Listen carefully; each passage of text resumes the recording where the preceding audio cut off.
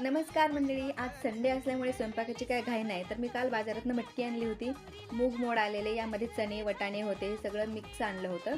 तर इथे 2 मोठे कांदे घेतलेत आणि बारीक चिरून घेतलेले आहेत. तुम्हाला जर जाड आवडत असतील कापण्याचे तर जाड करायचे, पण मला बारीक आवडतात.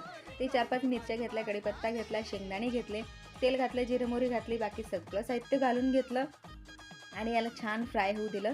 मस्त सुगंध कांद्याचा फार छान येत होता. मीठ टाकलं, हळद टाकली आणि आपली मटकी घालून घेतली. इतकी सुंदर झालेली ना. आणि मुलं जर 5 वर्षाहून मोठे असतील ना, तर जास्त वाफवून घ्यायची नाही, कच्चीच ठेवायची. जर मुलं छोटी असतील, चावून जास्त खाऊ शकत नसतील, तर याला वाफवून घ्यावं लागेल तुम्हाला.